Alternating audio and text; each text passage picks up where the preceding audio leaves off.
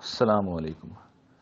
نماز اور انفاق کے حوالے سے، یعنی خدا کی راہ میں مال خرچ کرنے کے حوالے سے سورہ بقرہ کی ابتدا میں اللہ تعالیٰ نے جو فرمایا ہے اس پہ سیر حاصل ہم گفتگو کر چکے ہیں، لیکن اس کا ایک ایسا پہلو ہے جس پہ میں سمجھتا ہوں کہ بہت زیادہ توجہ کرنے کی ضرورت ہے۔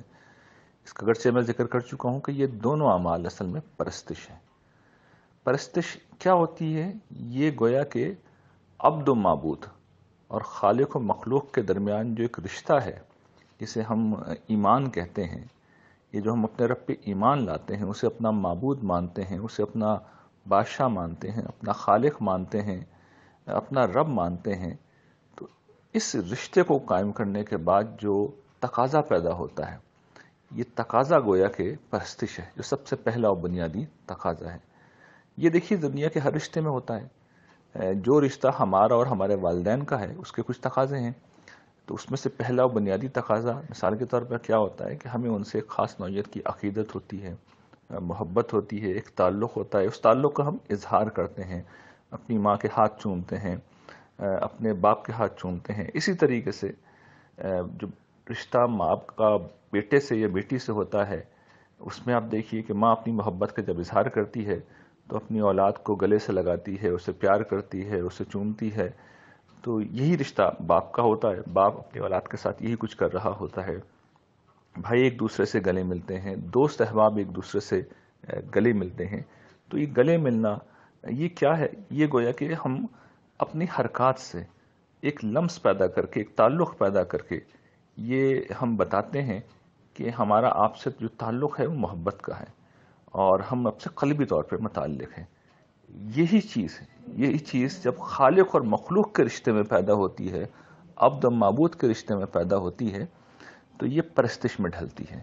اور آپ دیکھیے کہ پروردگار نے یہی کیا ہے کہ نماز، دیکھیے کہ ہم انسان کے ساتھ جو تعلق میں بنتے ہیں، عقیدت کا جب تعلق قائم ہوتا ہے، احترام کا، تو اس کی آخری حد عام طور پہ یہ ہوتی ہے کہ ہم ہاتھ باندھتے ہیں۔ نماز وہاں سے شروع ہوتی ہے۔ اس کے بعد ہم رکوع میں جھک جاتے ہیں اور سجدے میں تو ہم گویا کہ اپنے رب کے قدموں میں گر جاتے ہیں، اس کے حضور ناک رگڑتے ہیں۔ تو یہ کیا چیز ہے؟ یہ اسی جذبے کا اظہار ہے۔ ہم اپنے مالک کو گویا کہ میسج دیتے ہیں، پیغام دیتے ہیں کہ ہمیں آپ سے کتنی عقیدت ہے، کتنی محبت ہے کہ ہم آپ کے سامنے ناک رگڑ رہے ہیں، پیشانی آپ کے سامنے ہم نے ٹیک دی ہے، ہم آپ کے سامنے رکوع میں جھک چکے ہیں، اور نہ آپ کے سامنے بہرحال ہاتھ باندھ کے تو ہم کھڑے ہوئے ہیں، اور یا بھکاریوں کی طرح دو زانوں آپ کے قدموں میں بیٹھ کر اپنی جھولی آپ کے سامنے ہم نے پھیلا دی ہے۔ تو یہ نماز کے پوسچرز ہیں۔ اور ہم عام طور پر اکثر جو شکایت کرتے ہیں کہ نماز میں فوکس نہیں ہوتا، نماز میں توجہ نہیں ہوتی، تو یہ معاملہ اذکار کا ہوتا ہے۔